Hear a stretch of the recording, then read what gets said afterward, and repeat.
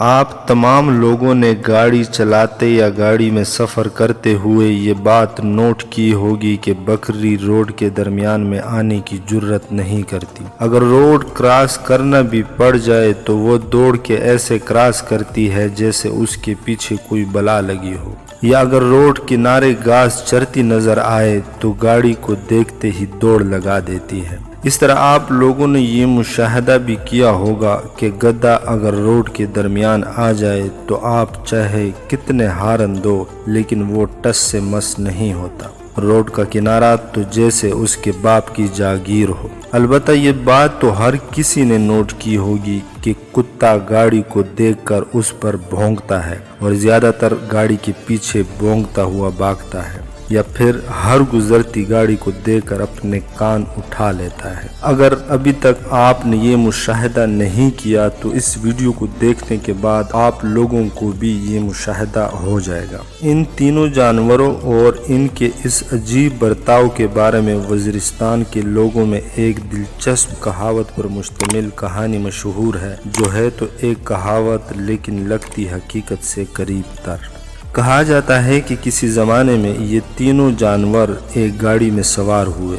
جب بکری کی منزل آئی تو وہ کنڈکٹر کی نظروں سے بچ بچا کے اتر گئی، کرایہ ادا کیے بغیر۔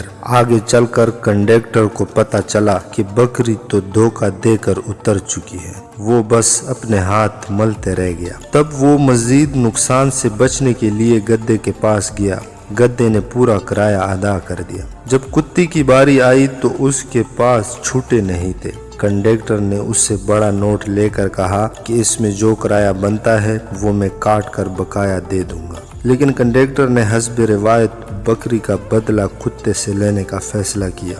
گدھا تو اپنے سٹاپ پر سینہ پھلائے تیسمار خاں کی طرح اترا، اس گھمنڈ میں کہ پورا کرایہ ادا کر کے سفر کیا ہے۔ لیکن جب کتے کا سٹیشن آیا تو کنڈکٹر نے لات مار کے اس سے نیچے دھکیلا اور گاڑی روانہ کر دی، کتے کو اس کا بقایا ادا کیے بغیر۔ یہ کہانی سننے کے بعد امید ہے کہ آپ اس تمام قصے کے مقصد تک پہنچ گئے ہوں گے، لیکن اگر نہیں پہنچے تو ہم وضاحت کر دیتے ہیں۔ دراصل چونکہ یہ تو جانور ہیں، ان کے لیے تمام گاڑیاں بس گاڑیاں ہیں۔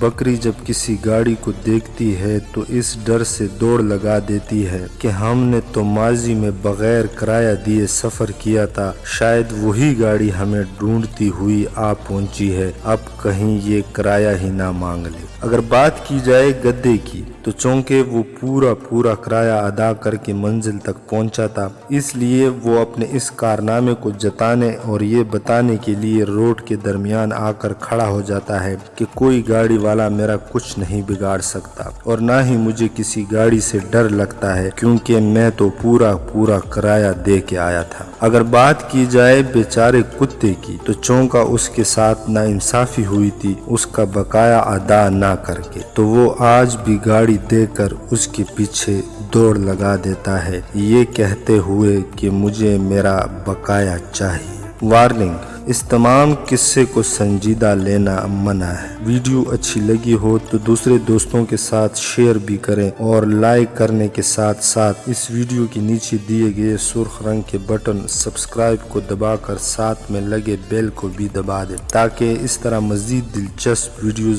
آپ کو آپ کے ان باکس میں فوری ملتی رہے۔ یوٹیوب پر ہمارے چینل کا لنک ہے www.youtube.com/c/Pakistan TV Urdu۔ انشاءاللہ ملتے ہیں جلد ہی ایک نئی ویڈیو کے ساتھ، اس وقت تک اللہ حافظ، فی امان اللہ۔